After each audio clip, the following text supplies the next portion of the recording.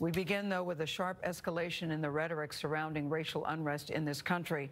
As the presidential campaign enters a brand new phase, there were new clashes in Portland overnight after a caravan of Trump supporters waving flags arrived in the city over the weekend. Now, some of them drove through a crowd, pepper spraying Black Lives Matter supporters.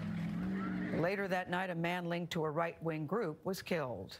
We're also following the tensions in Kenosha, Wisconsin, where the latest demonstrations have been largely peaceful. The president plans to visit the city tomorrow, despite concerns from local officials. Mola Lenghi is in Kenosha with more on the nationwide unrest. These were the tense scenes in Portland Saturday night.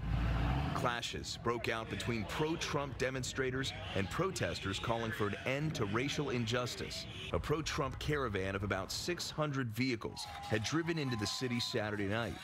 Video shows trucks carrying people waving pro-Trump flags, driving through protesters, and pepper spraying people through open windows.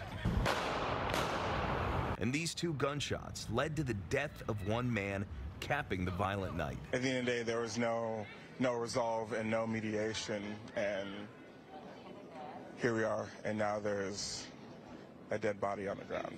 The tragedy of last night cannot be repeated. Portland Mayor Ted Wheeler denounced the violence in the city and cast blame on President Trump for spreading a message of hatred. You've tried to divide us more than any other figure in modern history, and now you want me to stop the violence that you helped create. President Trump responded on Twitter, writing, "Wheeler thinks this lawless situation should go on forever. Wrong. Portland will never recover with a fool for a mayor." Protests have grown nationwide since the Jacob Blake shooting in Kenosha. This video shows officers in the nation's capital breaking the windows of a Black Lives Matter van, pulling two people out and arresting them.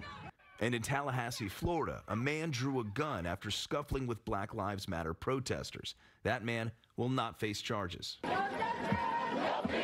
But here in Kenosha, the protests have been largely peaceful over the last several days. About 1,000 people marched with Jacob Blake's family Saturday, calling for violence to end and for the officers involved to be disciplined. There were 7 bullets put in my son's back. I'm standing here with my sisters and my brothers. Hell yeah, I'm mad. Well, as you can see by these paintings and these murals behind me, the city is now trying to focus on a positive message of healing. The Wisconsin governor and attorney general have both joined the mayor of Kenosha in calling on the president to reconsider his visit to Kenosha here. Mayor John Anaramian telling me yesterday that the president is always welcome to come, but right now may not be the best time. The White House tells CBS News that President Trump is looking forward to his visit on Tuesday to help the city heal and rebuild, Tony. All right, Mola, thank you very much.